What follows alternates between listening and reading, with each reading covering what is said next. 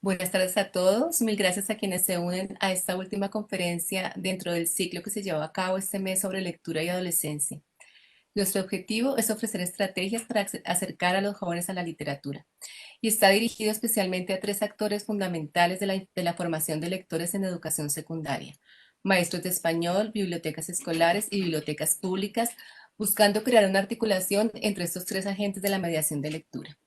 Las conferencias están a cargo de Carlos Sánchez Lozano, lingüista y literato con una maestría en estudios literarios, quien ha sido autor y editor de libros de texto desde hace más de 20 años. Ha trabajado en programas de formación de maestros con la Secretaría de Educación de Bogotá, ha sido profesor de la Universidad Santo Tomás de la Maestría en Educación y Desarrollo, de escritura académica en la Universidad Javeriana y de la especialización en edición de la Escuela de Bibliotecología de la Universidad de Antioquia. También ha sido consultor del CERLAC y de Fundalectura alfabetización. Ha escrito también sobre temas relacionados con la didáctica de la lectura y la escritura y ha publicado artículos en la revista de Educación. También es autor de los libros Ángel Rama, Crítica Literaria y Utopía en América Latina, Cómo tener ortografía, Comprensión textual en la primera infancia y educación básica primaria, Antología didáctica, una compilación de ensayos de Baldomero Sanincano, Leer y escribir en la universidad, Enseñanza para la comprensión y te damos la bienvenida, Carlos, nuevamente a estas conferencias. Muchas gracias por estar acá.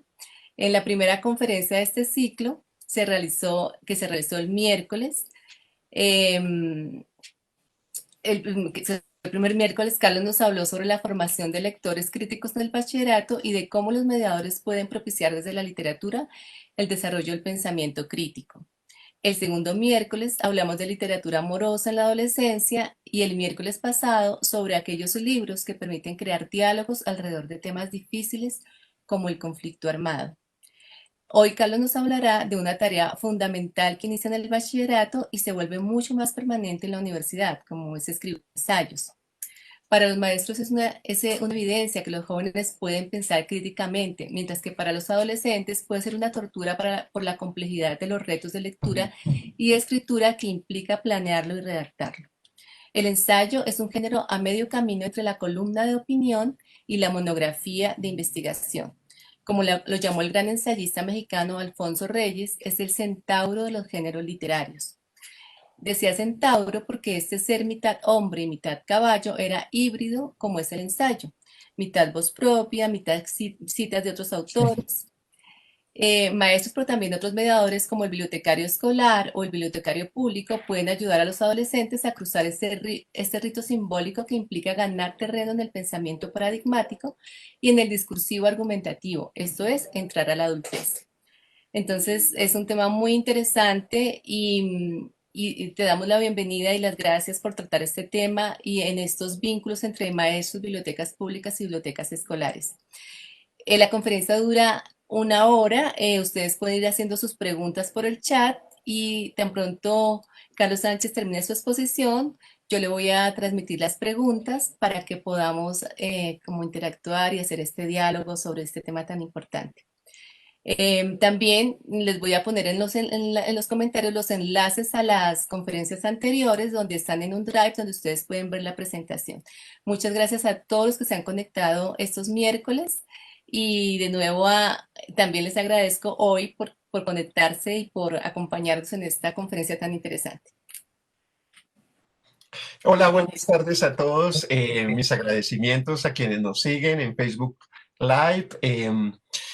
Muy amables a los que han estado las 3 veces anteriores o 2 veces anteriores y se unen a esta cuarta conferencia. Como lo señaló Diedre, la intención de todo el ciclo ha sido centrarnos en los adolescentes. Se habla mucho de los adolescentes, pero también hay que pensarlos en este momento en particular en medio de la pandemia.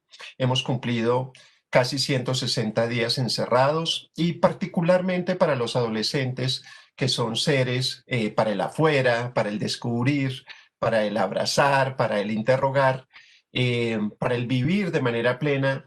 Estos han sido 5 largos meses de un suspenso extrañísimo y a muchos los ha afectado y a otros pues los ha puesto a pensar y a hacerse preguntas de diverso tipo sobre su sentido en el mundo y ver lo que está pasando en el mundo. Las 4 conferencias, como lo han podido apreciar, constituyen un círculo, básicamente para que podamos ver que es necesario ayudar a los adolescentes a ser lectores críticos, y a su vez esto les va a ayudar a tratar de entender muchos problemas de su vida cotidiana en relación con su mirada sobre el amor. Por eso dedicamos la segunda conferencia a literatura amorosa y adolescencia. La tercera fue dedicada a un tema sobre el que también empiezan a preguntar, qué es el conflicto armado.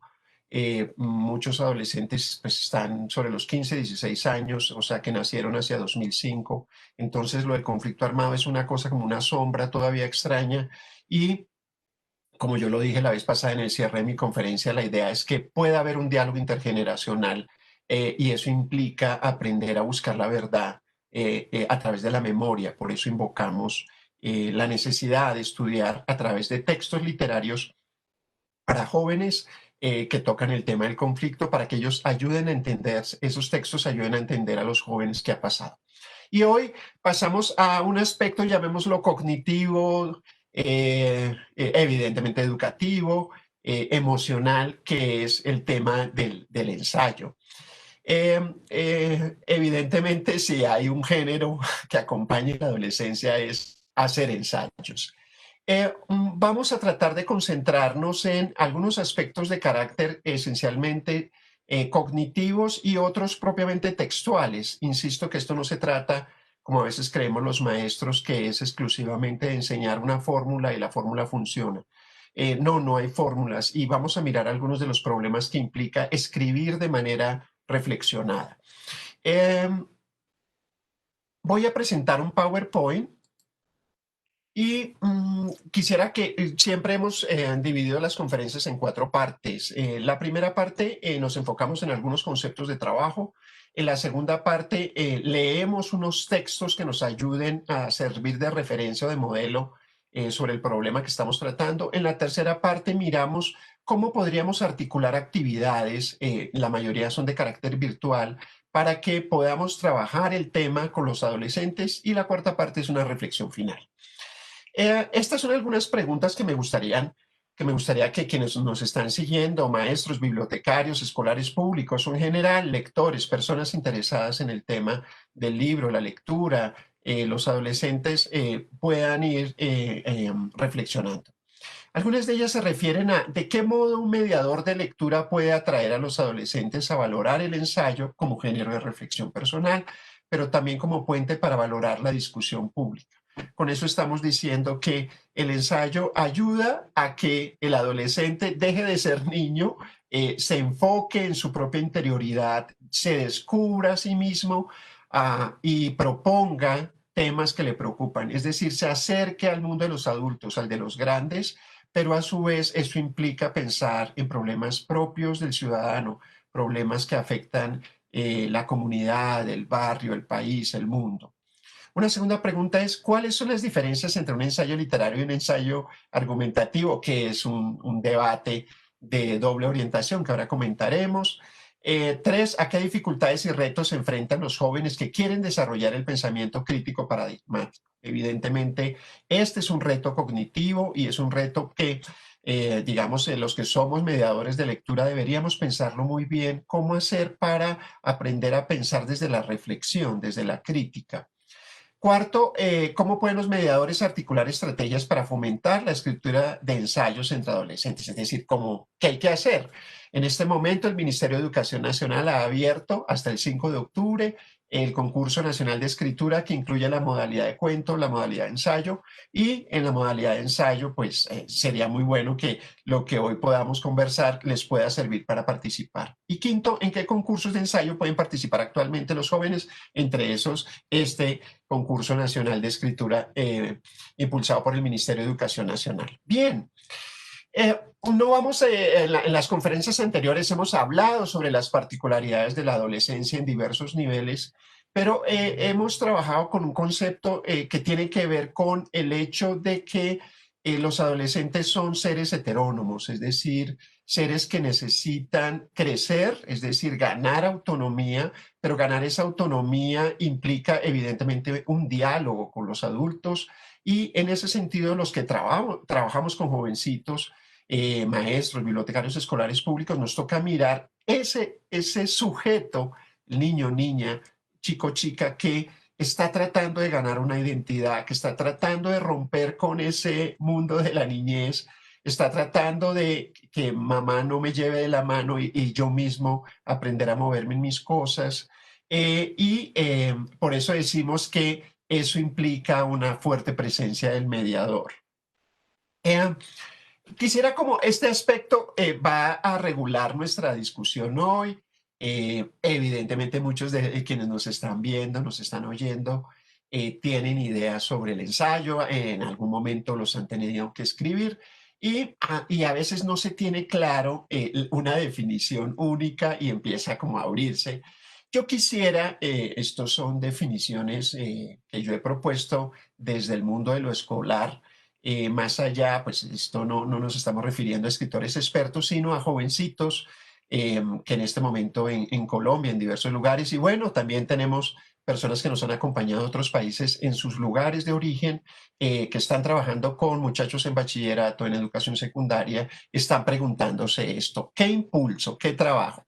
El ensayo literario es el ensayo línea Montaigne, Michel de Montaigne, suelo decir eso, es decir, es el ensayo del yo, de la interioridad, de lo que yo pienso, yo creo y cómo miro el mundo. Yo insisto que el ensayo literario debería ser impulsado hacia los grados octavo, noveno, en donde ya el cambio cognitivo en los jovencitos se va dando de manera más clara.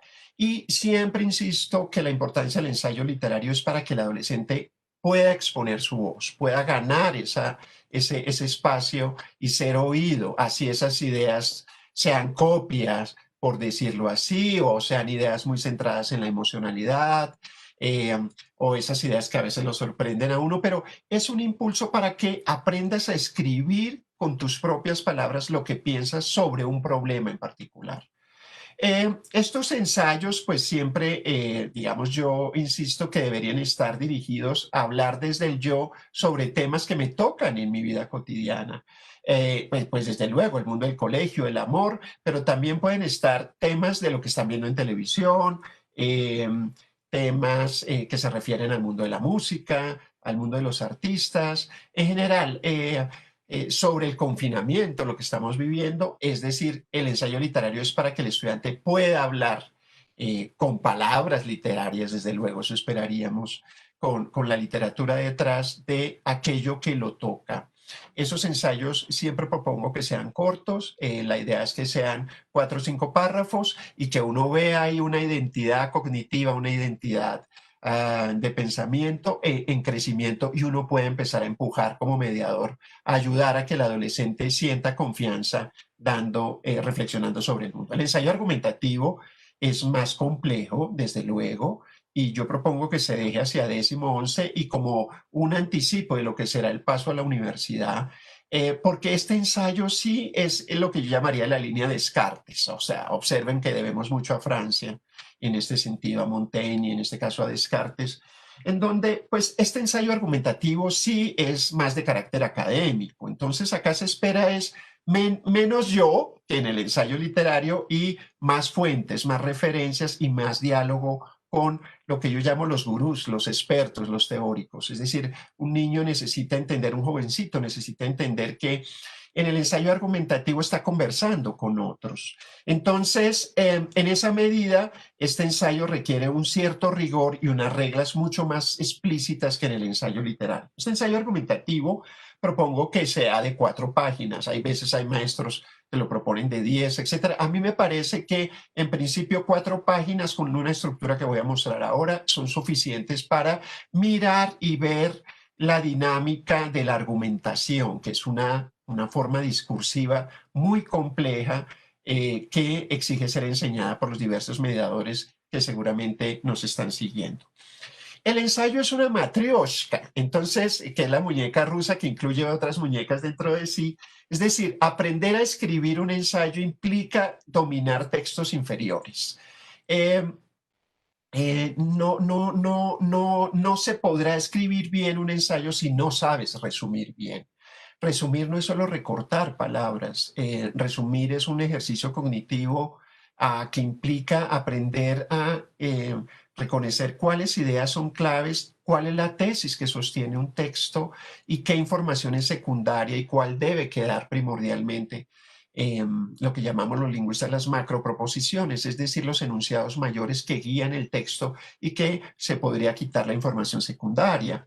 Necesita saber resumir, necesita haber escrito un buen comentario, una buena reseña sobre que viva la música, sobre un disco, necesita sobre una exposición, sobre determinados hechos necesitamos que aprenda a comentar porque es foguearse, en criticar, en tener puntos de vista, en agarrarse con fuerza para que no me tumben. Y después seguiría la columna de opinión, que es el paso previo al ensayo, en mi opinión. La columna de opinión, como las vemos en los periódicos convencionales, tanto en los impresos como en los digitales, se enfoca en mantener una tesis argumentada sobre un tema del día o un tema de actualidad. Entonces, este conjunto de textos conforman una muñeca dentro de la muñeca grande para llegar a escribir el ensayo.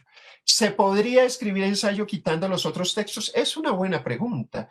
Y yo invitaría, pues ahora que vamos a conversar, si efectivamente lo han logrado. En principio, yo sí creería que existen reglas de los textos menos complejos a los más complejos y habría que observarlas para que no sea accidentado, tropezado o con tropiezos, perdón, el ejercicio y se falle en llegar a ser un buen ensayo. Eh, bueno, en lo del ensayo literario podrá haber muchas opiniones, insisto. eh, Hay en internet, están circulando los videos del Ministerio de Educación Nacional, donde cuatro ensayistas, Jerónimo Pizarro, Alejandro Gaviria, rector de la Universidad de los Andes, Andrea Mejía, una muy buena escritora que escribe ensayos en Arcadia que hoy comentaremos, y la profesora Florence Thomas opina sobre qué es el ensayo literario y se coinciden en unas cosas, pero en otras no. Esta es una rúbrica, no la vamos a detallar ahorita. Quienes quieran tomarle la foto ahí está, la pueden tomar o si no, pues queda en el archivo. Lo que sí insistiría es que hay un conjunto de variables que son importantísimas en un ensayo literario y la primera es que haya escritura literaria, o sea, una escritura para el encanto, para ganar al lector, para exponerle un hecho de la vida, un hecho cultural, incluso un hecho social o personal, pero no con el lenguaje, por decirlo así, del día a día hosco o el lenguaje que no observa una intención o busca ganar al lector. Eh, Hay aspectos que podrían ser cambiados acá, sin duda, pero, por ejemplo, yo señalo que el texto en el numeral 9, el texto tiene intenciones comunicativas específicamente expuestas, motivar, o sea, eso debe quedar claro, el texto motiva algo, aclara algo, divierte, denuncia, explora. Esa debe ser perdón, la regla pragmática que debe guiar eh, al jovencito que está escribiendo el ensayo literario. ¿Qué es lo que estás buscando con este texto? Ya en un ensayo argumentativo, pues ya es más denso, son más densas las condiciones. Para empezar, perdónenme, es importante que el ensayo parta de una pregunta problemática inédita. Es decir, un ensayo que parta de la idea, ¿qué es el feminismo? No, no, eso será un resumen, pero no, no, no. No, tiene que haber un carácter inédito, unas características específicas que nos muestren que el texto no va a ser, digamos, encontrado en Internet, por ejemplo. Y ese elemento de lo inédito necesitamos mucho la ayuda del mediador para que el estudiante pueda, que a veces no se da cuenta el muchacho, la chica, que la pregunta ya es repetida. ¿Qué sucedió en la Revolución Francesa? Sobre eso ya hay un ensayo. Y siempre le insisto a los profesores de la universidad que no pongan ensayos sobre cosas que están en Internet porque no tendría sentido, pues no hay producción de conocimiento. Todo ensayo en el nivel 2 debe tener una tesis. La tesis es la idea que vas a defender con argumento. Aquí están las diferencias entre el ensayo literario y el ensayo argumentativo que mencionaba ahora.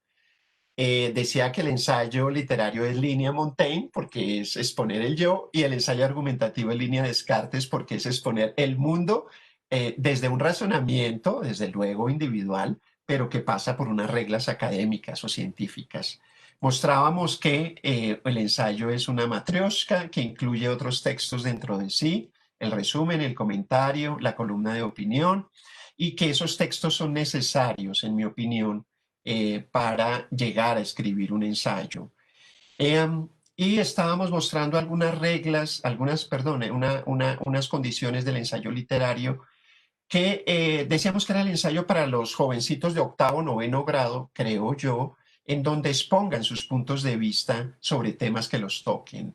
El tema de la pobreza en Colombia, el tema de la soledad, el tema del amor, puede ser sobre un texto literario, sobre los diarios de Ana Frank, etcétera. Esperaríamos del ensayo literario un tratamiento del lenguaje que sea más cuidado que el de otro tipo de textos. Acá se señalan algunas ideas para evaluar ese ensayo literario o para enseñar el ensayo literario. No tienen que ser obligatorias y esencialmente lo que pedimos en el ensayo literario, insisto, es la voz del jovencito trabajada palabra por palabra, oración por oración muy bien, es decir, que se sienta que hay un estilo creciendo. En el ensayo argumentativo, en cambio, decíamos que no, que es necesario un conjunto de reglas. La primera es plantear una pregunta polémica inédita, porque un ensayo que escriban un ensayo sobre la Revolución Francesa, eso ya está en Internet. Debe haber 500.000 ensayos sobre eso. Tiene que ser una pregunta en donde el mediador le ayude al jovencito, a la jovencita, a ubicar eso en un contexto particular donde produzca conocimiento. Puede ser un conocimiento básico, pero lo importante es que el joven sienta que aportó algo. Debe tener una tesis que es, digamos, el argumento sostenido con ejemplos mediante estrategias discursivas de argumentación. Y esperamos que un buen ensayo aporte. Necesitamos que cite a quienes son los gurús, a los expertos en el tema, porque el ensayo argumentativo es un diálogo con otros autores, es la posibilidad de entrar a una comunidad académica. Acá esperamos que el estudiante sepa localizar información, que sepa entrar al catálogo digital de la Luis Ángel Arango y seleccionar libros que necesita o textos que necesita en la biblioteca virtual, pero a su vez que también sepa buscar en prensa impresa, que lea críticamente, es decir, que no le crea todos los textos, que use las citas de manera razonada, o sea, que un ensayo argumentativo no es, como digo yo, un citadero, o sea, dice A, dice B, dice C. No, eso no es un ensayo argumentativo, es un conjunto de citas. Y yo creo que el ensayo argumentativo debe tener un elemento de humor o de ironía e invitar a la polémica. En el caso del ensayo personal, hay varios que dicen que no, que el ensayo no debe tener ningún sentido polémico, pero en mi opinión sí, porque acá estás proponiendo argumentos sobre temas de debate donde hay puntos de vista encontrados. Bien, entonces para sintetizar esta parte diríamos que necesitamos que el ensayo y quienes somos mediadores de escritura impulsemos en los jovencitos la voz propia. Insisto que el estudiante se sienta oído, leído. Yo les leo los textos a los estudiantes, o sea, que es una cortesía discursiva en el sentido de que, y les digo, ¿cómo lo sientes acá? ¿Qué podemos cambiar acá? Acá no faltaría tal cosa. ¿No sería importante ampliar esto? Bueno, dime. Incluso yo hago cumplo el rol de escribidor. Les digo, bueno, dicta. Escribir es esencialmente pensar, y yo necesito es que el jovencito no esté concentrado en el papel o en las teclas, sino que en su cabeza esté mirando el orden del texto, estemos disfrutando el lenguaje y es ayudarlo a encontrar esa voz propia. Desde luego que hay jovencitos que yo he visto el jovencito típico que ha, digamos, imitado, voy a decir un caso, a William Ospina, porque le parecen muy interesantes los argumentos de William Ospina, y los adapta o busca como que sean propios, pero todavía no son propios, pero en fin, necesitas un andamiaje para ganar esa confianza de exponer tu voz propia. Aprender a argumentar en eso. Y la profesora Adriana Silvestre, una argentina que ha estudiado el tema de la argumentación en los muchachos, pues ha señalado que pues es un cambio cognitivo complejo. Digamos, preguntarle a un adolescente, bueno, ¿cómo hacemos para enfrentar el tema de la violencia en Colombia? pues nada, es un niño que pues va a exponer ideas muy generales y probablemente se las cambiaría a uno a punta de contraargumentación.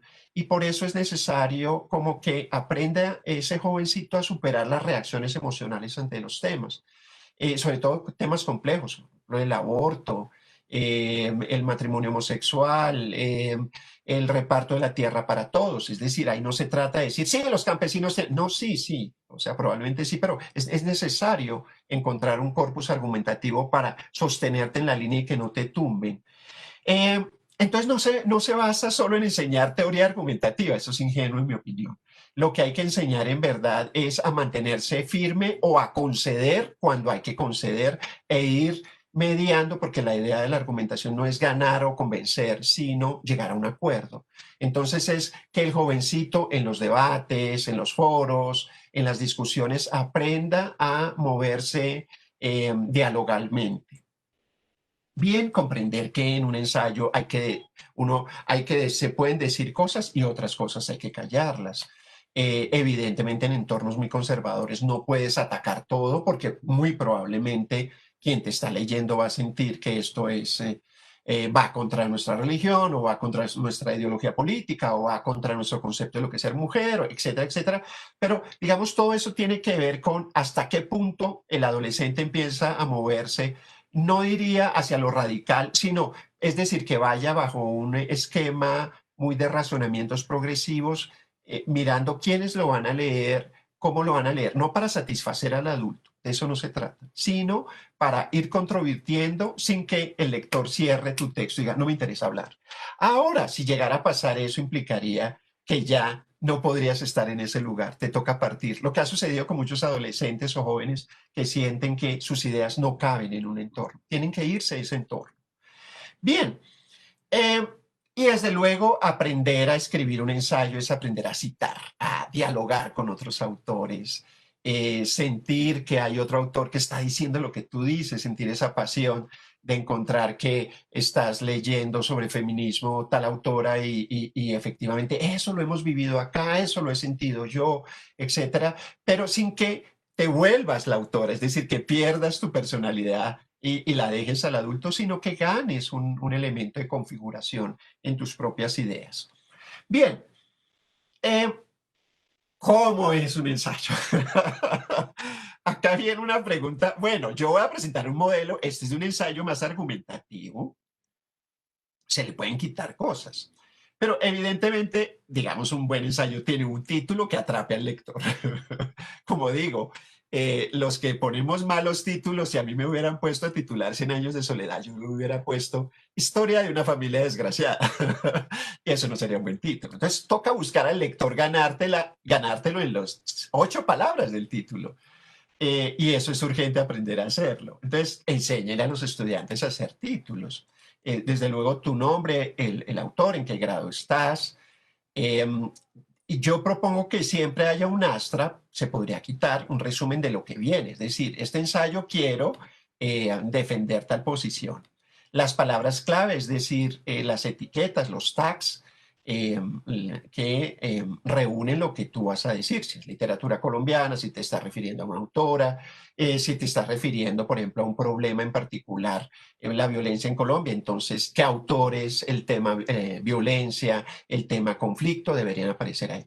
Y sí insisto que en el primer párrafo debe estar la tesis, o sea, que el adolescente salga al frente y ponga la cara y diga, yo pienso tal cosa. La tesis siempre es una oración para enfrentarse uno a medio mundo. Es decir, donde uno diga, es mejor Macbeth que Hamlet.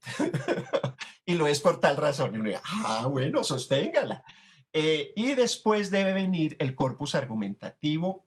Yo digo que más que la argumentación en sí misma, deberían venir los temas para que el jovencito pueda temas y subtemas, por eso los desgloso. Yo les digo, escriba, por ejemplo, si está hablando eh, sobre la alimentación durante el confinamiento. Entonces, la tesis es que en el confinamiento hay que comer verduras y frutas y no hay que comer otro tipo de alimentos bajo el riesgo de que vas a subir de peso y eso podría hacerte víctima del COVID. Bien, entonces habrá una serie de subtemas que tratar, los tipos de alimentos, el consumo de calorías, la necesidad de ejercicio, para que al llegar a las conclusiones, digamos, no tienen que ser enumeradas, puede ser una gran conclusión, donde el estudiante use un conector de conclusión. En síntesis, le pido a los jóvenes y a sus padres que no pidan domicilios centrados en comidas chatarra, por el peligro de que tal y que pueden engordar y puede pasar esto. Es decir, se vale evidentemente sostener esa información. Y que al final venga una bibliografía, porque sí es necesario en todo ensayo, como hemos dicho, dialogar con, no siempre con gurús, pero con referentes que te ayuden, no siempre a apoyar tu posición, porque yo digo, puede ser, busca autores que estén en contra de tu posición, porque eso lo hace mucho más interesante, es decir, tú estás discutiendo con alguien. Entonces, esas fuentes deberían aparecer ahí. Todo ensayo debería tener, en mi opinión, cuatro versiones. La primera es sentarse con el muchacho al lado, con la chica al lado, y eh, sobre qué quieres hablar. Y que suelte el rollo, como decimos. Pues habla, a ver, eso son a veces ideas inconexas. La idea del mediador es, ayúdeme a pescar cuáles esas ideas que podría uno sentir que son fuertes, porque a veces el niño no tiene tan claro de qué quiere hablar. Sí, que hay malos, que hay buenos, que la violencia, etcétera. Pero a ver, concéntrate, a ver, ¿quieres hablar de tal cosa? No. Ah, bueno, entonces no va ahí. De tal vez sí. Bueno, entonces dejémosla y por ahí vamos cogiendo la línea. O sea, borrador uno es para definir el pedazo de lo que vas a hablar en el ensayo. Y a veces, bueno, ¿y cuál es tu tesis? Así sea todavía que no haya escrito nada. Mi tesis es, listo, chino, mantenga. Listo, señorita. Esa tesis manténgala. El segundo borrador, sí, como mostramos en la silueta anterior, debe ya, en mi opinión, digamos, Alejandro Gaviria, si viera esto, estaría de acuerdo, pero hay otros autores y ensayistas que dicen, no, esto no se debe planear así.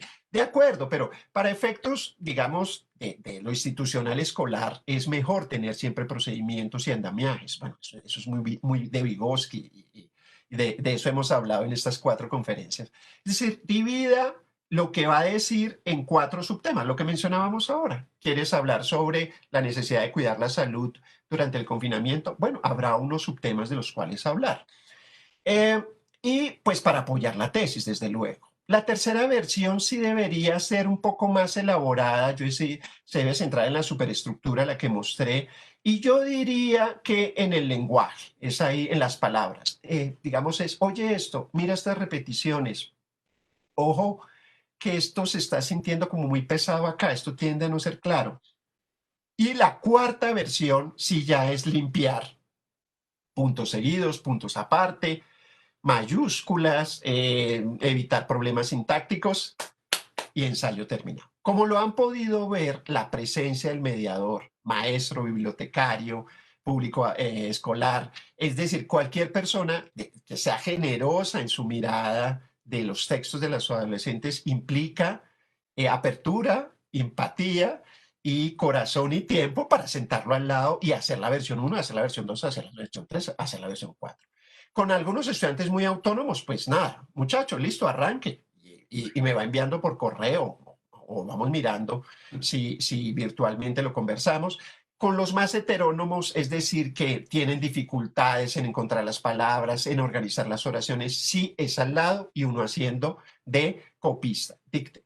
Le quito acá, le pongo acá, sin poner mi voz, sino, ¿esto está bien o está mal? Yo no creería, yo doy consejos, pero no, usted cree, listo, entonces ayudarle a arreglar al adolescente. Bien, vamos a nuestra segunda parte y es que miremos cómo yo he escogido un grupo pequeño de ensayos como ensayos de referencia o ensayos modelo que permitan a los mediadores arrancar cuando estén trabajando con este tema. Yo creo que, y lo repetimos siguiendo una tesis de Vygotsky, el gran psicólogo ruso, es decir, tanto los niños y en este caso los jóvenes repiten la cultura, es decir, necesitan apropiarse ontogenéticamente, es decir, de los grandes momentos de la cultura a lo largo de una historia para ellos mismos volverla a repetir. tienes que algún momento parecerte a Montaigne, porque si no, no es ensayo literario. ¿Qué es parecerse a Montaigne? Esto, una reflexión, la leo de este tipo, la leo y hacemos un breve comentario. Dice Montaigne, el ejercicio más fructífero y natural de nuestro espíritu, bueno, repito, miren la fecha, 1595, ¿hace cuántos siglos? El ejercicio más fructífero y natural de nuestro espíritu es, a mi entender, la discusión. Su práctica me parece más grata que la de cualquier otra acción de nuestra vida. Y esa es la razón por la cual, si ahora mismo me obligaran a elegir, aceptaría más bien perder la vista que perder el oído o el habla. Los atenienses y también los romanos honraban sobremanera este ejercicio en sus academias. En nuestros tiempos los italianos conservan algunos vestigios con gran provecho para ellos, como se ve si comparamos nuestros entendimientos con los suyos. El estudio de los libros es un movimiento lánguido y débil. Eso es una tesis magnífica. El estudio de los libros es un movimiento lánguido y débil, que no enardece. La discusión, en cambio, enseña y ejercita a la vez. Si discuto con un alma fuerte y un duro ajustador, me hostiga a los flancos, me provoca por la derecha y por la izquierda. Bien, aquí está el yo. Esto pues, no era permitido antes, desde luego. Esto es el Renacimiento, lo que se viene ya con la modernidad, que es, en palabras de Kant, aprender a pensar por sí mismo, a dar sus opiniones y a mantener una tesis, sin citar directamente autores. Sí, Montaigne habla de los atenienses, de los romanos, y está pensando en un lector que casi lo está escuchando, es de tú a tú, como en el ensayo literario, donde hay un halago en hablar con el interlocutor, lo estamos más que convenciendo de argumentos, es que sienta que hay ideas que enriquecen nuestro capital simbólico, nuestra comprensión de un problema. Bien, la otra maestra, maestra de maestras, Virginia Woolf, un gran novelista, 1926, ensayista. Este libro lo recomiendo mucho, sobre todo para aquellos grupos, porque a veces en los salones hay pues, niños de jovencitos de diversos perfiles, al que le interesa la ciencia, la matemática, las artes, los deportes. Yo diría que este es el tipo de ensayo que se trabaja en un club de lectura, que sea evidentemente con asistentes, jovencitos que les guste la literatura. ¿Por qué? Porque ya hay unos referentes de los que habla Virginia Woolf que para el adolescente no siempre es que sean familiares, pero el estilo de reflexión de este ensayo no le es ajeno. Entonces siente una cierta empatía y necesitamos que ese adolescente gane es un estilo. Bueno, leyendo a los maestros. ¿Cómo arranca, por ejemplo, un ensayo, una maestra del ensayo? Dice Virginia Woolf, ¿cómo debería leerse un libro? En primer lugar, quiero enfatizar los signos de interrogación de mi título. Aunque pudiera contestar a esa pregunta por mi cuenta, la respuesta se aplicaría solo a mí y no a usted. El único consejo en verdad que una persona puede dar a otra acerca de la lectura es que no se deje aconsejar, esa es la tesis, que siga su propio instinto, que utilice su sentido común, que llegue a sus propias conclusiones. Si esto lo ve un teórico de la literatura no le va a parecer. Si estamos de acuerdo con esto, entonces me siento con autoridad para proponer algunas ideas y sugerencias, porque usted no dejará que coarte esa independencia, que es la cualidad más importante que puede tener un lector. Una maravilla, esto es una invitación a la libertad. Y fíjense, digamos, la estructura de las oraciones, el desenfado, y la idea de que usted puede pensar lo que quiera alrededor de un texto, de un libro. Eh, Bien, don Alfonso Reyes, que es pues, si se cita un gurú del ensayo, pues don Alfonso Reyes, el gran polígrafo mexicano.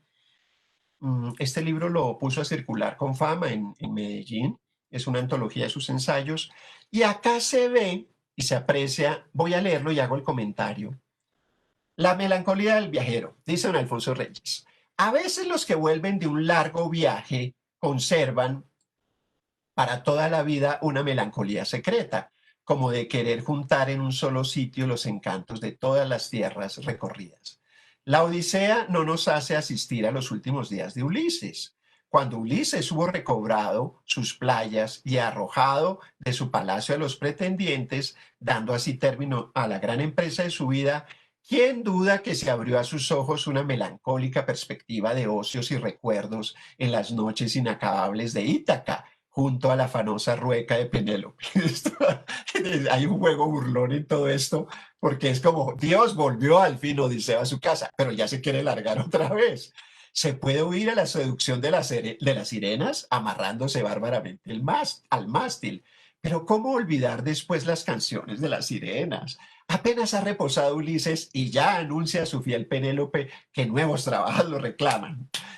Los dioses, le dice, me mandan recorrer todavía muchas ciudades hasta que no encuentre la tierra de los hombres que ignoran el mar y que cocinan sin sal sus alimentos.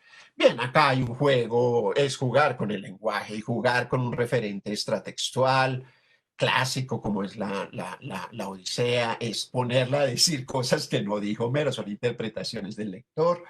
Eh, y desde luego tiene un elemento narrativo precioso que también se vale en el ensayo no literario, narrar.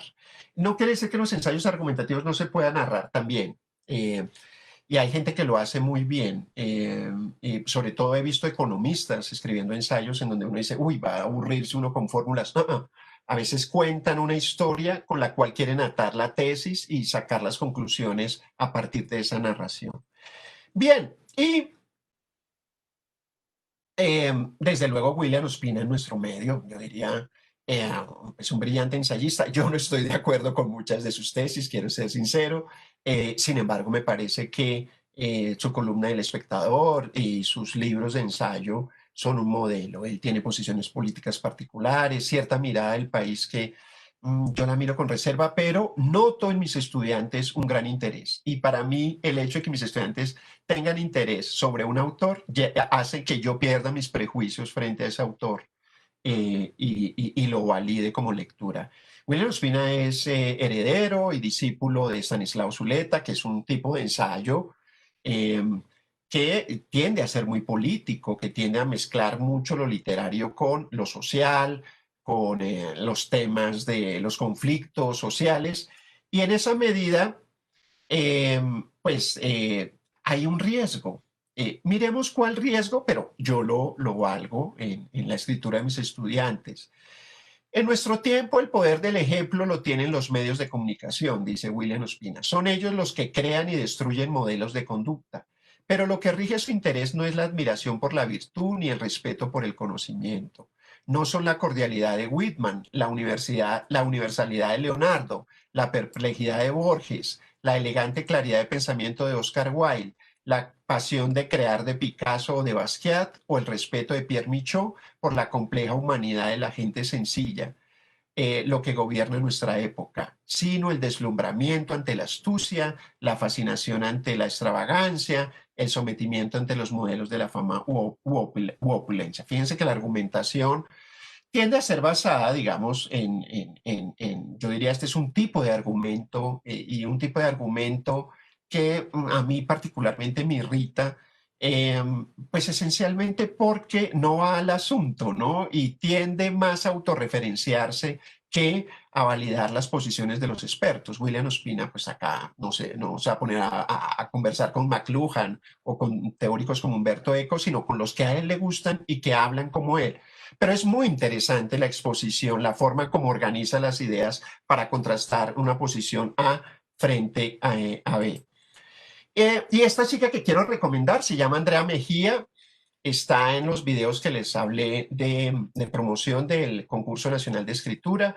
Ella todavía no ha escrito un libro de ensayos, sin embargo, fue columnista de las revistas Arcadia en la anterior versión y realmente más que columnas de opinión escribía pequeños ensayos literarios. Por eso la he rescatado y porque me parece que es una voz femenina muy, muy interesante. Y no solo por lo femenina, quiero decir, una voz de análisis, de mirada del mundo muy particular. Ella, a diferencia de otros autores que tienden a ser más polémicos, o como en el caso de William Ospina, centrados en cierta forma de exposición argumentativa, ella prefiere hablar desde el yo y sus comparaciones tienden a ser, si bien clásicas, muy cuidadas, sí tiende como a algo que me llama mucho la atención, que es traer el mundo antiguo, el mundo anterior, el mundo de siglos atrás al presente, para poner a dialogar las dos épocas.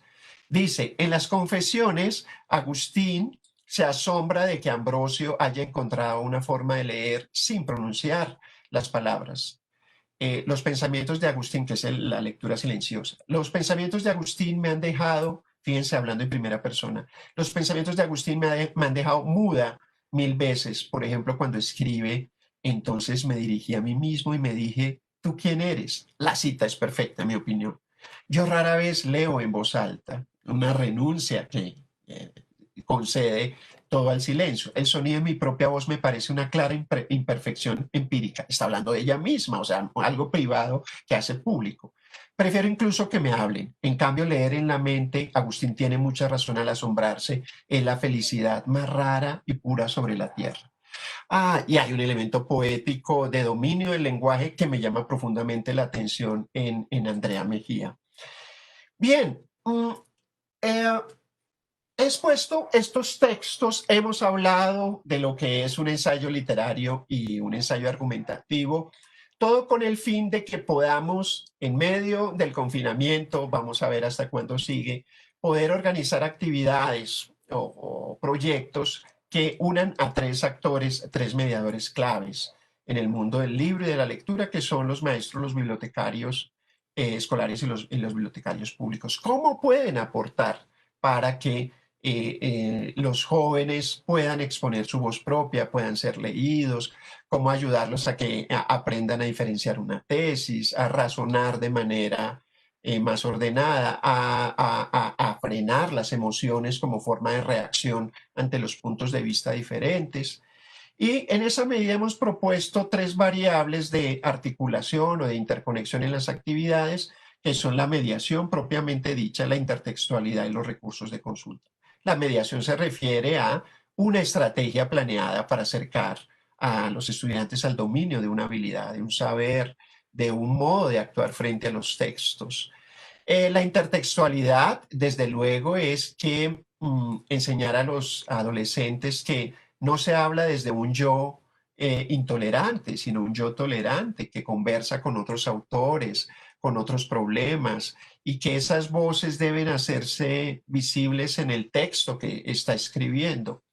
Y los recursos de consulta se refieren esencialmente a los materiales digitales, por ejemplo, la biblioteca virtual de la Luisa Ángel Arango, la biblioteca digital de Biblored, y hay varias bibliotecas digitales en el país en este momento en funcionamiento, visto que los textos impresos, los libros, las bibliotecas están cerradas. Entonces nos toca acudir a esas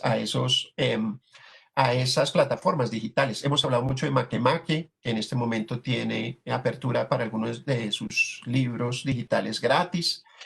Bien, ¿qué he propuesto acá?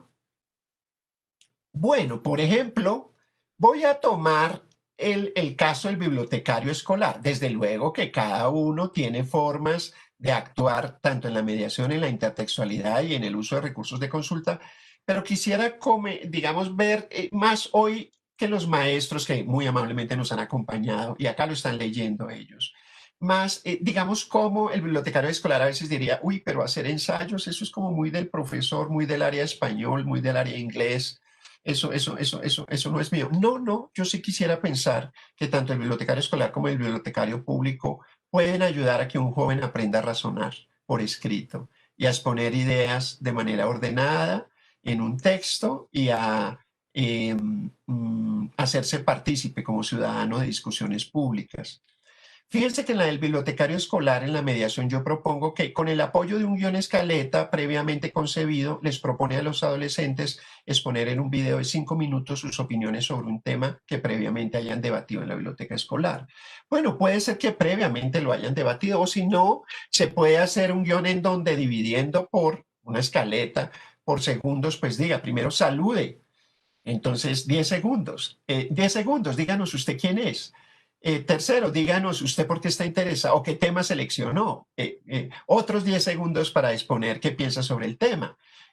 Es decir, pero no la improvisación por la improvisación, porque pues a los 20, 30 segundos va a estar dando vueltas alrededor de lo mismo. Bueno, hay jovencitos que tienen una memoria maravillosa y que van a ser comunicadores sociales y eso es la excepción, pero sí se necesita un cierto ajuste para que se centren en un problema y que hagan un video sencillo con el celular, por ejemplo.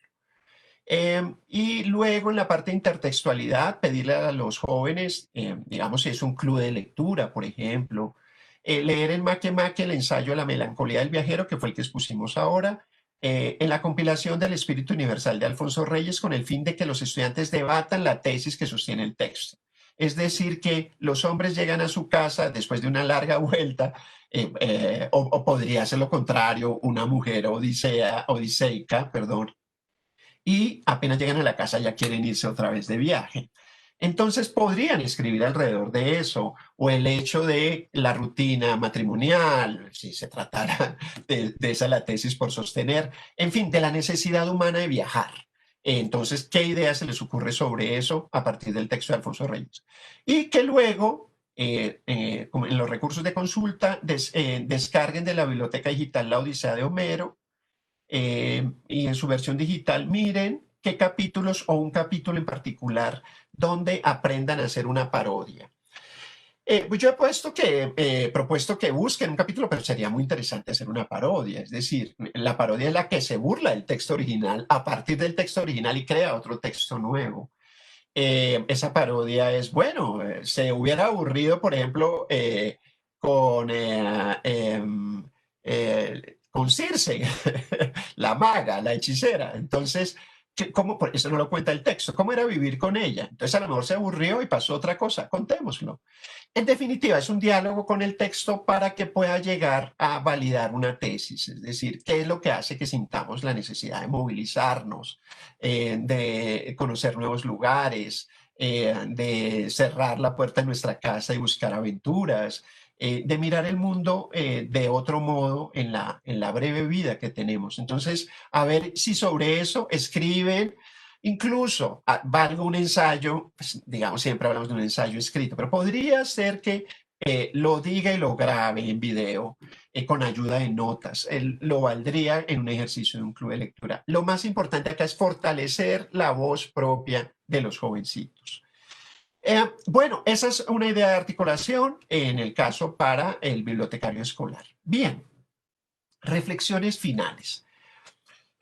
Esta cita que he tomado de Daniel Casani, pues uno de los expertos en todo el tema de enseñanza de la escritura, él cita a dos canadienses que son grandes teóricos de cómo funciona la mente al escribir.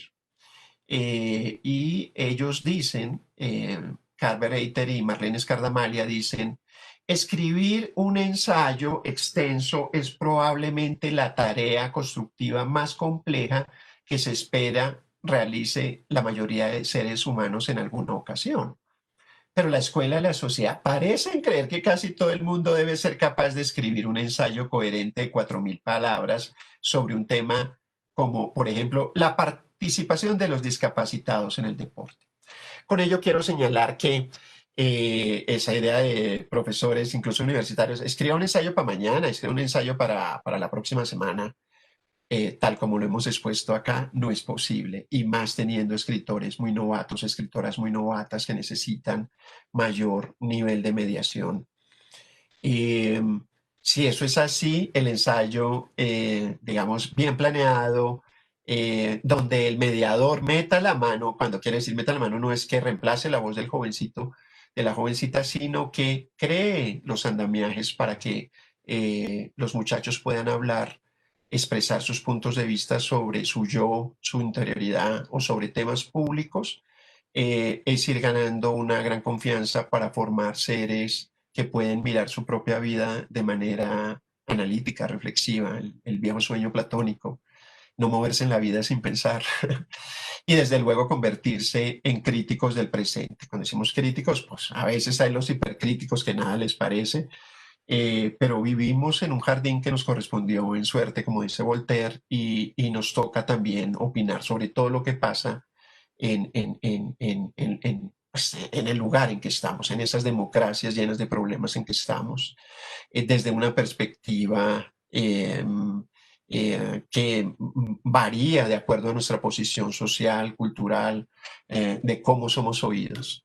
El ensayo, en mi opinión, es una gran oportunidad de conocer a los adolescentes, cómo funciona esa maravillosa mente, eh, cómo van configurando sus puntos de vista, cómo van volviéndose adultos progresivamente. Y en eso es fundamental la tarea de los mediadores.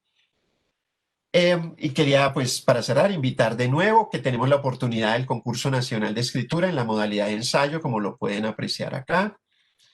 Ahí están las reglas y ojalá que desde sus instituciones educativas en todo el país vean esas reglas y, pues con la ayuda de ustedes, mediadores, puedan escribir un texto de 2 páginas para enviar al concurso y darnos sus opiniones sobre esta Colombia con lo bueno, regular y malo que somos. eh, y conocer esas opiniones de los adolescentes, de esos escritores y escritoras que vienen en camino.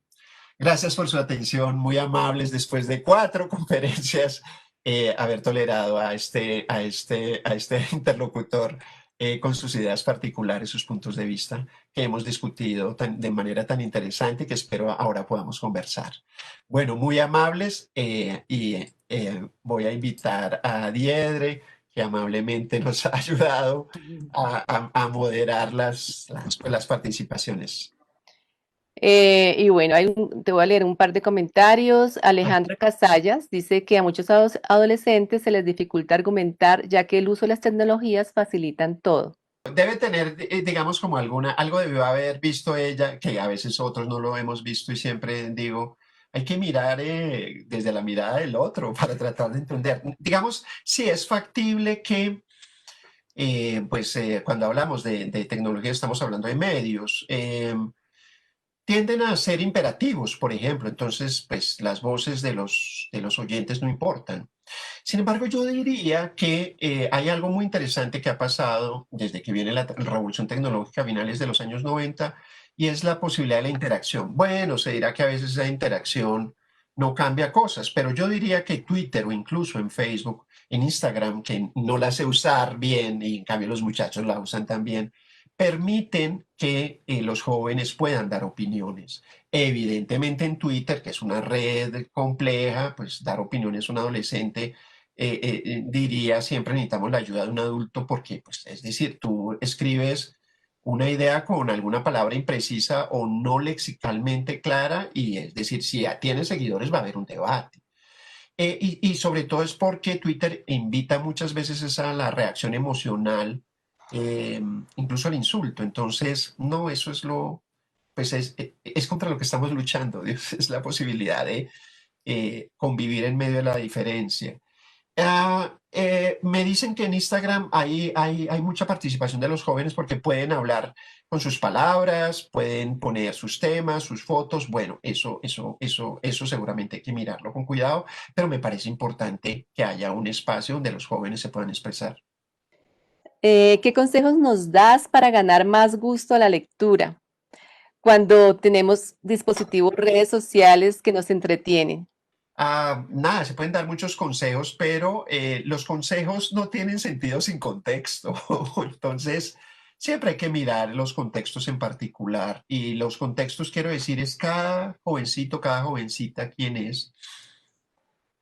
A mí me parece muy importante fortalecer los hábitos de lectura desde la primera infancia, pero cuando en la primera infancia no ha habido la opción de un mediador de lectura, pues queda la siguiente fase de la infancia. Y si has tenido una maestra que no sabe leer bien en voz alta, que no lee historias, que no juega, que no canta, pues entonces vas perdiendo capital cultural y llegas a la adolescencia y los libros pues son para los charros, como se dice en antioqueño, la gente rara. Pues eso no me va a gustar. Sin embargo, hemos visto, y Michel Petit, por ejemplo, en ese maravilloso libro que es Nuevos acercamientos a la lectura, a los jóvenes y a la lectura, ha contado cómo adolescentes que tenían reacciones negativas a los libros, de pronto con la ayuda de un buen bibliotecario o algún adulto en particular, te pusieron el libro preciso en el momento ideal y empieza una historia. Yo soy uno de esos lectores, yo no soy lector de niño, y esencialmente fue gracias a un amigo a los 17 años, 16, 17 años, que me convertí a la causa lectora y en ello juega mucho cierto papel de diálogo. Lo más triste pues sería pasar la adolescencia también sin leer, ¿no? Yo hablé una vez con un campesino en Turbo, en una biblioteca pública, Y él me dijo, tenía 80 años, y me dijo, señor Sánchez, yo me voy a morir. Estaba feliz leyendo Cien años de soledad y dijo, mi único dolor es no haber tenido el tiempo para leer esta biblioteca. Él había descubierto muy tarde la posibilidad de ser lector literario. Eh, sí, yo creo que cosas obligatorias, desde luego no, y fórmulas como tal, no. Desde luego que los mediadores en todo el país, y Colombia es un país igual que Brasil, y ahora que estamos hablando de personas que nos están acompañando de otros lugares, maravillosos mediadores que se inventan lo que sea y logran enganchar o tocarte o mirar, etcétera. Un adolescente, nada, está metido en los deportes y de pronto alguien le lee un poema al oído y ese mediador y te da el poema y eso hace que algo, algo tocó en su corazón.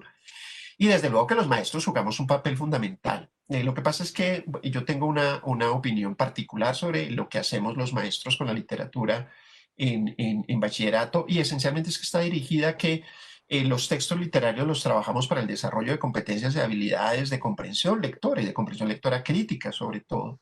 Y hay veces se pierde el elemento propiamente lúdico de relación libre y en eso siempre pedimos las ayudas de los bibliotecarios escolares o los bibliotecarios públicos, porque pues nosotros seguimos currículos, seguimos programas, etcétera, etcétera.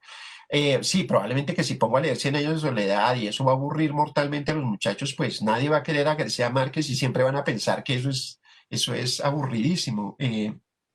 Me parece que la literatura infantil y juvenil es clave y saber seleccionar libros. Hemos mostrado, por ejemplo, en nuestra conferencia de literatura amorosa, que hay unos libros que en el momento preciso de la adolescencia pueden ayudar a comprender cosas. Pues, digamos, si tengo los referentes de la televisión, está bien, de Instagram, los videos en YouTube, etcétera, pero un texto literario puede iluminar una parte del espíritu que no logran los otros medios. Y en general hay muchos materiales, pero creo que hay que observar el contexto, quiénes son los jovencitos, esto para dónde va y qué texto podría ayudar a que comenzáramos un diálogo desde lo literario. Sí, Fernanda Pulgar es docente del Instituto Bicentenario de Funza, donde tenemos muchos alumnos escuchándote. Muy amables, Y bienvenidos. Espero no asustarlos, que a veces las canas asustan. Ese señor allá de corbata, si quieren me quita la corbata y me despeluco. Bienvenidos, no, que les participen, eso no sientan miedo ante ningún adulto, eso se puede hablar de lo que sea. les ha gustado mucho tu Gracias. conferencia, les ha servido mucho, dicen que es muy enriquecedora. Y él te pregunta, ¿qué consideras sobre la escritura colectiva del ensayo? Ay, es una muy Eh, buena idea, si muy es buena idea. posible que funcione para el aprendizaje de esa silueta de su redacción. Sí, muy bien, profesor. No, no, él se ve que tiene claro para dónde va. No lo he hecho yo, no. ¿Qué me ha asustado? A veces es que con una mente ya en particular, yo lo siento al lado y es tratar de explorar esa mente para que pueda ir soltando sus ideas. Eh, y ya varios implicaría, como los vectores se disparan, son muchas, entonces poner de acuerdo a dos, tres, cuatro o más implicaría una estrategia. Pero si usted lo ha pensado, seguramente es posible de hacerlo. No tengo una referencia para darle, no, no, no. Es muy vigosquiano proponer que los textos se escriban colectivamente. O sea, llegar a la escritura individual es un largo proceso en la historia. Es decir, los textos antiguos, los textos indígenas, los textos de comunidades orales son textos colectivos. Pues que después llega un antropólogo, un literato, etcétera, y hace una conversión a la lengua, al español, bueno, viene ya muy peluqueada el mito, por ejemplo, pero los mitos son colectivos, eso no, que el copyright del mito es de tal, no, no, eso no existe. Y la idea de escribir un ensayo de forma colectiva, pues sería muy interesante. Voy a pensarlo, parece muy, muy, muy interesante. Y si el profesor lo va a pensar y lo hace, me gustaría, yo estoy en Facebook como lo está ahí, como Carlos Fernando Sánchez Lozano, y nada, pues me contactan y por ahí podríamos pensar algo conjunto. Gracias por esa participación y muy pilo él y sus estudiantes. También tienes otra pregunta de Aldalit Nieto Suárez. ¿Qué hacer cuando las estudiantes no tienen conexión? Los estudiantes no tienen conexión a Internet para que a la hora de escribir un ensayo puedan dialogar con otros autores, si tienes Sí. algunas estrategias. Sí, esto lo hemos pensado virtualmente, pues porque estamos con muchachos encerrados, 150 días, lo que hablábamos al comienzo, y con la posibilidad de algún acceso a una plataforma digital. Yo creo que desde un texto periodístico, por ejemplo, una columna de prensa, se puede hacer un ensayo. He hecho ese ejercicio con estudiantes de noveno grado, leyendo a una autora dominicana que se llama Zoraida Peguero, y ella escribió una columna, es una columna que debe tener unas 700, 800 palabras alrededor del tema los tatuajes y la poesía. Eh, y, y la clase era hora y media y nos llevamos 3 horas porque empezaron pues a escribir y ahí de tener a un adolescente y eran 6 y yo atendiendo a cada uno. Básicamente la pregunta que nos guió era si era legítimo tatuarse un poema en el cuerpo, que era lo que la columnista sostenía, que ella quería ponerse un poema de Ida Vitale en una parte de su cuerpo. Bueno, Ida Vitale, la gran poeta uruguaya. Entonces, porque ese poema representaba lo que ella era. Entonces, sí, yo les dije, uy, ¿ustedes cómo harían o qué se pondrían? Y bueno, eso dio para un debate muy interesante y empezaron a escribir con, digamos, una hoja impresa. Realmente yo la tomé del diario El Espectador, de un periódico que estaba en una tienda. O sea, arranque la hoja, léala y después con los muchachos leyéndosela en voz alta, bla, bla, bla, bla, bla. ¿Y qué piensan? Mire el párrafo uno, mire lo que dice en el párrafo 2 e ir tratando desde ahí que ellos expusieran sus propias ideas.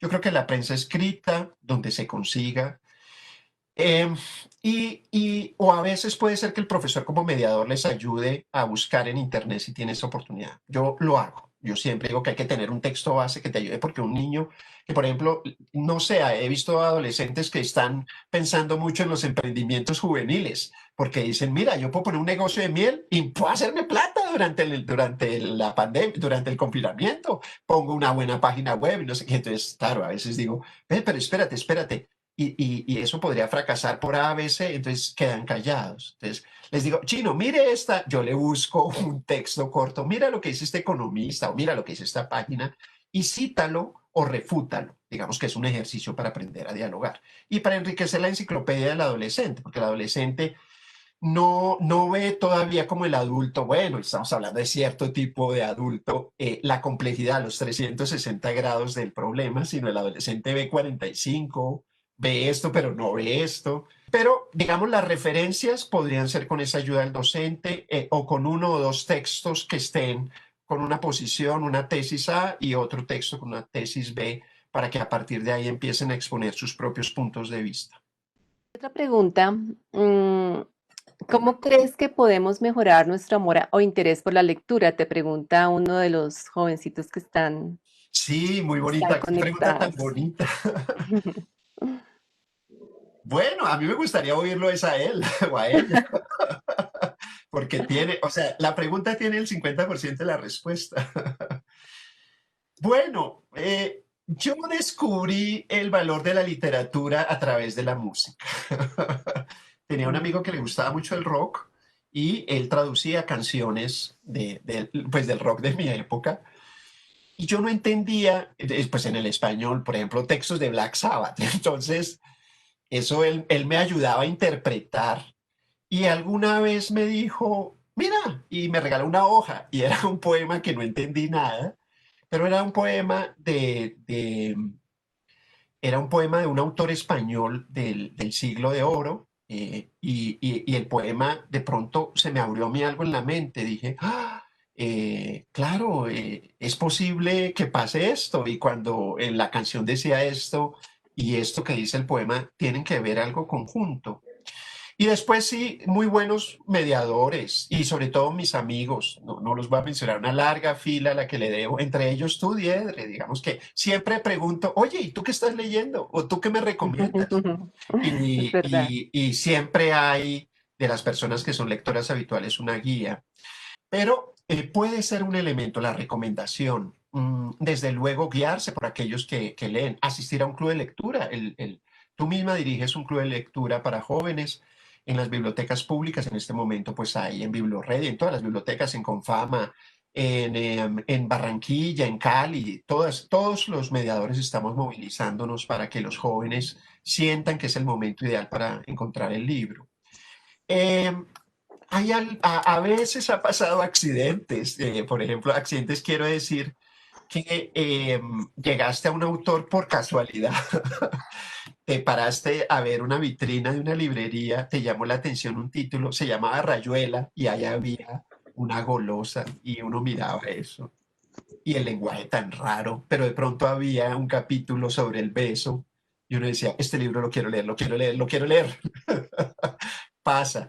Pero desde luego siempre es interesante buscar la gente que es lectora. A veces son petulantes, en fin, pero pues qué importa, recomiéndeme y yo miraré. E ir afinando un gusto personal o un interés. Y la adolescencia es el momento ideal para leer porque todavía no tienes que trabajar, no tienes que responder por pagar el agua, la luz, el teléfono. Entonces hay que aprovechar esas horas. Yo creo que los momentos en que yo más leí fue entre los 17, 18 años y los 24 años, cuando ya la vida se volvió otra cosa pero era un autor, otro autor, un amigo me decía una cosa, entré a un club de lectura en la Universidad Nacional y eso los amigos me enriquecieron, eran a veces tantas ideas que me abrumaban. Y la Luisa del Arango, mi biblioteca dorada, que ha sido mi guía en el mundo de la lectura, ahí siempre he encontrado algún bibliotecario o bibliotecaria que me ha dicho, pues mira tal vez tal, o los anaqueles tan bellos. Los amigos son fundamentales, las amigas, sobre todo las mujeres, pues los regalos de libros, eso, o recomendaciones. ¿No has leído a Aida Vitale? ¿Quién es esa señora? Tal, ella ganó, presta, dame un poema. Y ahí empieza uno en cadena. Vale, muy bien la pregunta, muy bonita. Y qué lindo que mencionas los clubes, porque yo creo que muchas personas muchos chicos que entran a los clubes de lectura y empiezan a compartir el gusto por la lectura, se enganchan allí desde ese placer del Claro, texto. Entonces creo claro. que es una estrategia muy importante las bibliotecas y que de verdad permite que los chicos hagan esos vínculos con los libros y con sus autores y empiecen como a hacer puentes con otros textos. Yo creo que hay libros que hay un momento en la vida que llegan y hay otros Ujú. momentos en que es mejor esperar. A mí algún profesor Sí. me obligó a leer Cien años de soledad a los 14 años y eso me aburrió enormemente, debo confesar. Buscaba las escenas eróticas, pues porque era virgen y estudiaba en un colegio religioso, pero pues no, eso del resto me aburrió. Realmente tuve ya un conocimiento y un conjunto de habilidades cognitivas de comprensión para leer Cien años de soledad a los 19 años y la he leído 3 veces y siempre cada lectura es un descubrimiento. Pero sin duda hay ciertos libros para cuando uno sea lector experto. Pero cuando es lector más novato, siempre digo, pues hay jóvenes que me dicen que los ha impactado libros que no entendieron, pero yo en particularmente no, no. Siempre insisto que cuando se hagan los planes de lectura en el área español o de inglés, se parta de un texto más sencillo a un texto más complejo. El más sencillo siempre suelo decir es una novela gráfica, aunque hay novelas gráficas que son complejas, pero digamos es el tema de que haya ilustración y texto ayuda a que entres. Una cosa es leer La Vorágine en el tocho de 300 páginas y otra es leerla en la versión de novela gráfica. Eso así ha pasado y lo he hecho con estudiantes. Y el último texto, o sea, el de terminar el año académico, un texto clásico. Siempre digo, si hemos estado hablando sobre el amor, por ejemplo, un texto clásico ideal para leer en octavo grado sería Crónica de una muerte anunciada de García Márquez, pero no Cien años de soledad ni El otoño del patriarca. O sea, que uno como maestro o como mediador se ponga en los zapatos de un jovencito, jovencita de 15 años y diga, es que de eso se trata ser mediador, de que tu corazón cambie de edad, que si yo Claro. de 56 años, esos jovencitos no leen nada. No, venga acá. De eso se trata lo que hacemos los mediadores, que es involucrar en el mundo de la cultura eh, a los que van en camino y nos van a reemplazar, nos vamos a morir y vienen ellos a interpretar el mundo. Y me parece mejor interpretar el mundo leyéndolo con textos de valor que a punta de mentiras de diversas fuentes. Hay otras dos preguntas en relación con los ensayos que te pregunta Ismael Barrios Ramírez. ¿Qué aconsejas para realizar ensayos desde la propia mirada sin caer en lo emocional? Y también Cristian Camilo dice que se pregunta de qué forma se debe valorar o evaluar el ensayo de un estudiante. ¿Cuáles Sí. consideras tú que son esos parámetros fundamentales? Sí, bien, bien. Bueno, vamos a hablar un poco del ensayo literario, porque el ensayo argumentativo, como decía, que el Sí. ensayo línea de Descartes, el ensayo argumentativo debe tener tesis, debe tener referencias, y el aparato de argumentativo debe ser relativamente sólido. Pues por eso decía, dejémoslo para décimo y once. Pero, digamos, en un ensayo literario yo mostré como algunas variables a mí, si lo sintetizara, que me pusieran un ensayo de un adolescente ahorita, yo voy a mirar tres cosas en él. Primero, la voz propia. O sea, si hay una mirada auténtica, así sea de ideológicamente un punto diferente al mío, o que sea una cosa como muy aparatosa, lo valgo, porque ahí viene en camino la voz. Por eso insistíamos muy desde esa perspectiva de Bakhtin, porque un adolescente se quiere interesar al mundo de los grandes, se quiere meter en el mundo de los grandes. Entonces, dame piso, ayúdame, óyeme. Entonces, la voz propia.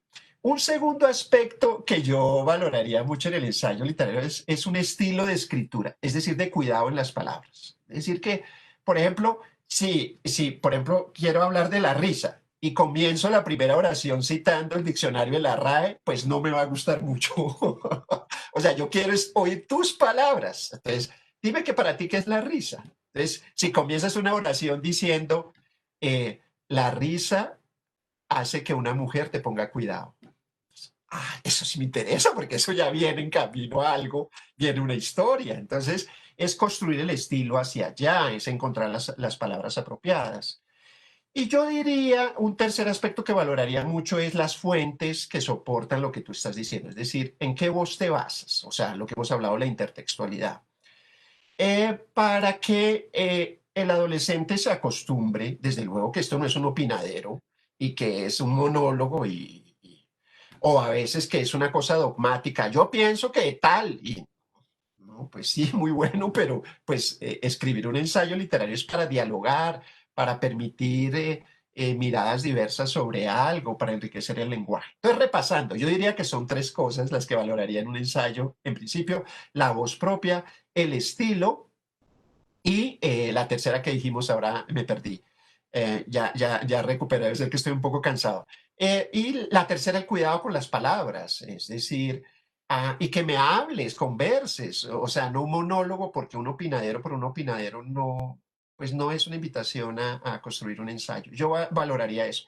No me importaría la ortografía, yo puedo leer textos pasándome por encima la ortografía. La ortografía es lo último que se revisa, desde luego que en un español que sea ortográficamente, que no siga la norma, pues pues otra persona va a decir, yo ni leo esto. Yo sí he aprendido a leer los textos de los niños y de los adolescentes pasando por encima la norma ortográfica, tratando de ver la intención, es decir, ¿qué quieres lograr? Entonces, si dices, por ejemplo, motivar a tal cosa o quiero criticar tal otra, veamos a ver si lo conseguiste. Ese elemento a mí me parece esencial. Sí, ya en un ensayo argumentativo ya hay pues varias rúbricas, yo cité pues 9 condiciones, pero insisto que ese ensayo argumentativo es una preparación para el ensayo de la universidad, donde pues, los profesores sí, eso es con una rúbrica más detallada. Un ensayo argumentativo donde los argumentos no estén sostenidos bien, pues no le va a ir bien, no le va a ir bien. O donde el lenguaje sea incomprensible, no. O donde estés plagiando, parcial o totalmente, pues no, eso no. Y el plagio, quería reclamar eso y llamar la atención sobre eso. El plagio en verdad no es mala fe en un adolescente. Quiero decir, un adolescente es un ser moral que se está construyendo, no es un adulto, no soy yo. Entonces, como ser moral que puede ser que no entienda bien qué es lo del plagio, que le estás diciendo, pero te vas a ir a la cárcel, esto es un delito. No, el plagio finalmente es un andamiaje previo antes de empezar a ganar tu voz propia. Y yo creería, y no lo consideraría mal, que plagien parcialmente algo para arrancar. Es decir, este autor dice que mantengámoslo a ver la tesis del tipo o de este autor, a ver para dónde va. Y después se van soltando. Entonces, pues en esa medida, eso implica una generosidad particular para pues para poder actuar en un ensayo y hacerlo con la ayuda de un mediador de manera sostenida. Hay personas también conectadas de las universidades, estudiantes universitarios, y que también están interesados en saber cómo qué textos, a qué textos se pueden dirigir para hacer estos ensayos, ¿no? También están Sí, preguntándote que el ensayo universitario, pues quisieran saber qué leer y cómo desarrollarlo un poco también. Em, bueno, no, muy bien, comentémoslo rápidamente. sí. Bueno, hay ya varios libros de profesores y profesoras universitarios sobre cómo escribir un ensayo. Yo recomiendo una, pues, de un profesor, un clásico, que es Fernando Vázquez. Que no recuerdo ahorita el título, si es el Decálogo del Ensayista, creo que sí, y sigue siendo una gran herramienta. Pero desde luego, también hay otros autores. Bueno, yo escribí un libro para universitarios que se llama Leer y Escribir en la Universidad, uno de cuyos capítulos es el ensayo. Pero no, hay otros trabajos también muy buenos. La profesora Blanca González ha escrito también sobre el tema. Hay autores como Daniel Casani. Bueno, en Brasil, en México debe haber muy buenas referencias. Es poner en Google cómo hacer un ensayo en la universidad. A veces lo que pasa es que vienen con demasiada información o no te ayudan, como hemos hecho un poco hoy. Es decir, búsquese un buen problema, búsquese un buen título, búsquese una buena tesis y argumentos para sostener esa tesis. Y tenga de referencia dos o tres textos y arranque chino. A ver, y vamos ayudándolo. Yo creo, incluso en la universidad, que escribir ensayos sin la ayuda del maestro no me gusta, no me parece. Estoy en desacuerdo. Porque incluso en la universidad se es cuasi adolescente, cuasi joven o escritor heterónomo todavía. Entonces necesitas ayuda. ¿Qué pongo acá? ¿Cómo arranco? Por eso yo decía, no, con los que tienen más dificultad, siéntese al lado a la hora del descanso, en un momento, bueno, esto siempre es los maestros con nuestros tiempos quitados a otra cosa. Venga y siéntese y a ver, ¿de qué quiere hablar? ¿Qué idea tiene? Y empezar uno en el computador a servir de copista, dícteme y uno va creciendo el texto, le saca la chino, complete esto, busque esto y mañana vuelva con otra versión. Entonces, sí, digamos, eso serían como algunas recomendaciones que puedo dar de carácter general. Gracias, Carlos. Bien, entonces también hay una persona que te dice, Nasli Costanza te comenta Sí. que hay muchos errores en la escuela sobre el ensayo y ve que muchos ponen a sus estudiantes a hacer ensayos en quinto o en sexto de bachillerato sin Sí, preámbulos y en edades de pensamiento abstracto. Si sí, es un sí. proceso cognitivo tan complejo, para ti, ¿cuál es el momento ideal para iniciar ese Sí, yo lo ejercicio? decía, y los estándares básicos de competencias de lenguaje lo sugieren, que sea, digamos, el desarrollo argumentativo, o sea, el paso que nos está diciendo Nasli, que pasa de lo concreto a lo abstracto, es la adolescencia, o sea, octavo, noveno grado. Yo diría que octavo y noveno es para el ensayo literario y décimo once para un ensayo argumentativo. En quinto, sexto, bueno, es que no es que no haya argumentación, desde luego que hay argumentación. Los niños pequeños argumentan y pueden hacerlo sobre problemas incluso complicados. Pero la densidad lingüística, la superestructura, como lo mostré de un ensayo, tienes que aprender a resumir, tienes que aprender a comentar, tienes que aprender a escribir una columna de opinión. Un ensayo siempre está entre la columna de opinión y la monografía. Entonces es un texto pues que supone un conjunto de destrezas escriturales y cognitivas que en quinto grado no, en quinto grado estamos concentrados en otro tipo de textos. Pero siempre digo, bueno, no estoy afirmando, desde luego que tendría que argumentar más, pero en principio creo que dejemos que cada momento de la vida permita una expresión particular. Creo que quinto sería un momento muy, muy interesante para las narraciones y las explicaciones científicas. Pero bueno, si hay alguien que quiere enseñar ensayo en quinto o sexto, pues si tiene algún método, por decirlo así, nos gustaría conocerlo. Vivian Mendoza te dice que el comienzo es muy importante en los ensayos. Sí. ¿Qué recomendaciones o sugerencias les puedes dar para hacer una introducción atractiva y clara para el lector? Ay, es una súper pregunta. Yo creo que hay que tomar modelos. Mostramos el ejemplo de Virginia Woolf, que hace una autoparodia, ¿no? Entonces hace una pregunta para ella decir, ¿sabe qué? No haga eso. ¿Cómo leer un libro? No le ponga cuidado a nadie. Digamos, supone una idea no irresponsable, pero sí una idea libre de tu propio criterio, porque finalmente en el primer párrafo es factible que ya venga la tesis en camino. Entonces, hay el estudiante seco, que a veces está asociado muy al pensamiento paradigmático científico, o sea, el chino que le gustan las matemáticas, pues lo de la poesía y eso, a ver, no estoy diciendo que eso sea distante, sino que hay una forma de pensar de algunos en donde quieren ser directos. Entonces quieren sostener la tesis es de una y en la primera oración, ¡pum!, le dan a uno la cachetada. Es decir, el Estado colombiano debe legalizar el aborto ya.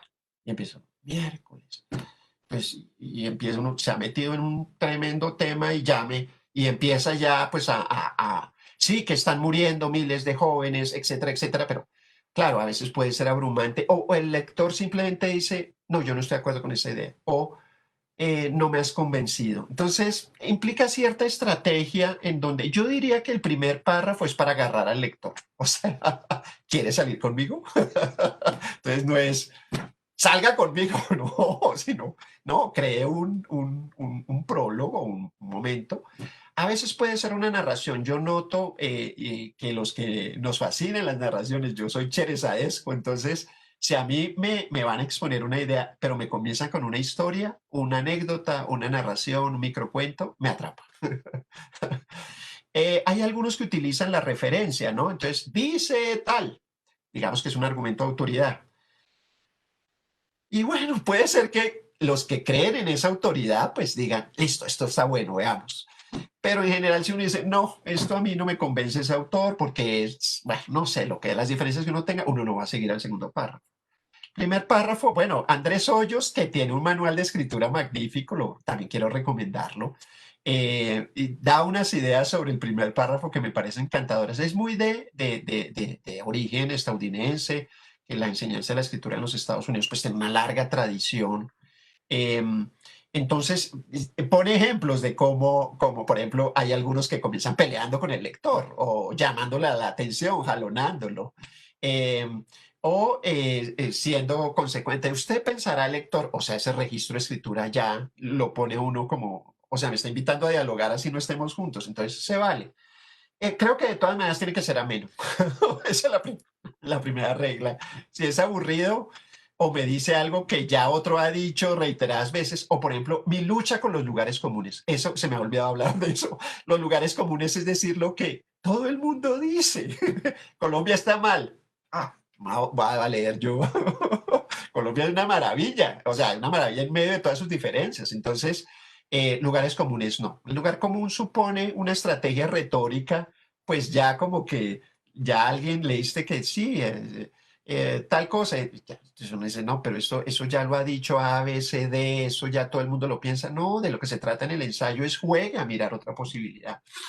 Entonces yo creería que ese sería, a veces, y bueno, pueden ser 2 oraciones, 3 oraciones, pero que sean bien escritas, es decir, que tú sientas que hay un estilo de escritura, un manejo con el lenguaje.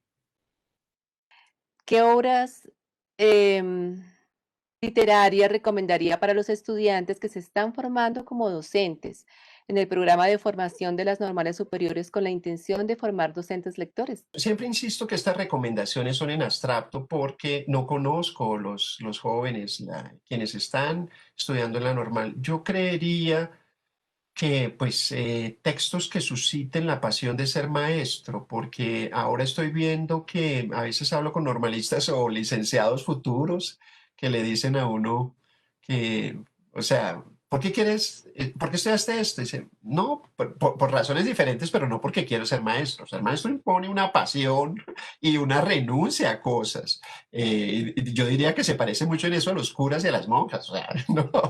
Entonces, sí, pues ser maestro y escritor al tiempo, a ver, o escritora, a ver si se puede efectivamente. Bueno, ahora casos. Yo diría que es muy importante textos que motiven a la pasión docente.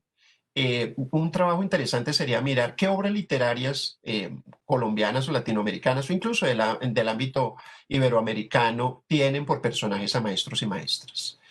y ahí va a salir una mina de textos. Es decir, García Márquez cómo mira a los maestros, Evelio Rosero cómo mira a los maestros, Virginia Woolf cómo mira a los maestros, las autoras de literatura juvenil que citamos, por ejemplo, Yolanda Reyes, Pilar Lozano, Irene Vasco. Irene, por ejemplo, tiene un libro, se me olvida ahorita el nombre, es un libro maravilloso sobre la alfabetización en un lugar de la costa atlántica de una niña que no sabe leer, yo no sé si te acuerdas, Diedre, y la hermanita, esta niña se ha enamorado del médico que ha llegado al pueblo, pero ya no sabe escribir, entonces necesita escribir una carta de amor y tiene que acudir a un escribano, a la hermana. Entonces es la hermana menor como maestra de la hermana mayor, qué berraquera. O sea, ahí es donde uno dice, esa chiquita ayudando a su hermana mayor que era analfabeta. En Evelio Rosero, donde hay tantos malos maestros, en Los Escapados lo comentábamos, creo que en la segunda conferencia, Los Escapados son un grupo de chinos de 8º grado que dicen, estamos perdiendo el año y nos vamos a largar de este colegio, nos vamos a escapar y vamos a conocer el mar. Y odian los maestros, odian la escuela, en fin, es una escuela que provoca eso en los niños, ya uno queda. Pero bueno, fue la escuela que le tocó a Evelio Rosero a los personajes de esa novela tan bella. Bueno, y está Cuchilla, que es una novela en 7 asaltos, donde el profesor es un músico borracho, miserable, cruel con los niños, y después los niños se la van a cobrar. Entonces, sería muy interesante ver cómo aparece el maestro en la literatura infantil y juvenil, o en las novelas para adultos, en relatos, y leerlos. Y desde luego, libros que toquen el compromiso de ser mediador de lectura, que ahí sí, eso ahí podríamos sacar muchos ejemplos de diversos lados en donde un personaje le dio un libro a otra, un texto, compartieron un poema, una canción y de ahí arrancó una vocación, que es esta, la que nos reúne hoy, que es ser mediadores de lectura. El Club de los Poetas Muertos también como película es muy bella, ¿no? Sí, sí, sí, sí, desde luego, sí. Yo hace También rato el no la veo, cine. pero sí, es muy, muy bella. Hay más películas también que tocan el tema en la Sí. enseñanza de la literatura. A veces son muy edulcoradas y muy idealistas con estudiantes que son muy buenos lectores, ¿no? Eso a veces uno encuentra, le damos tal texto, ¿qué entendieron? Nada, Carlos. Y uno, entonces no. Ay, bueno, Carlos, pues ya despidiéndonos, pero mira que acá hay un comentario muy, muy bello para ti, ya en esta despedida. Profesor Carlos Sánchez, la coherencia que muestra en lo que dice, pero sobre todo en su tono y el ánimo con que lo hace es totalmente inspirador. Tan bello. No me van a hacer llorar, por favor, no. No, vamos a vernos de nuevo, seguramente. Esperamos que pase el confinamiento. Yo llevo acá un listado como un preso de cuántos días y eso pues ya me tiene lo que sé. Ojalá que pudiera conocerlos personalmente. Yo soy profesor del Gimnasio Moderno, antes viajaba mucho y pues hablaba con jóvenes, con el Banco de la República en diversas sucursales hicimos talleres de periodismo. O sea, era una oportunidad maravillosa de ver en medio de una Colombia con tantos problemas, ver jóvenes que anunciaban ese otro país. Eso a mí me maravillaba. Bueno, estos son, Exacto. yo un poco lo que quisiera concluir estas son ideas que yo ya he repetido en otros lados, me perdonan los que ya me habían escuchado, dirán el profesor Carlos siempre tiene las mismas ideas. No siempre, trato de incluir algún elemento inédito, pero sin duda ha sido un pensamiento orgánico. Claro. Yo desde muy joven soy maestro y también pues fui editor de libros y bueno, he cumplido otras tareas, pero siempre he tratado como de mirar y seguir en eso una cierta idea de Paulo Freire, de que un maestro se debe a los otros. Y eso ha sido la guía, entonces estudiar para eso. Pues muchísimas gracias por todo lo que nos compartiste en estas 4 sesiones, estos 4 miércoles, por todos los puentes que trazaste con los maestros, los bibliotecarios públicos y escolares, esa articulación que queremos desde la Biblioteca Luis Ángel Arango seguir construyendo, fortaleciendo. Entonces, muchísimas gracias de nuevo, Carlos. Muchísimas gracias a Bueno, todos mi los que se agradecimiento a ti, conectaron. al Banco de la República, a mi adorada Luis Ángel Arango, a quienes nos han acompañado, pues 1, 2, 3 o 4 las conferencias. Mil gracias por los comentarios, las participaciones. Estoy en Facebook como Carlos Fernando Sánchez Lozano, ahí me pueden escribir a través de Messenger. Y pues ha sido una experiencia interesantísima para mí La verdad es que pensábamos que íbamos a estar 20 personas, no sé, una cosa chiquita, y de pronto hemos visto 300 personas en algún momento muy activas. Gracias a todos.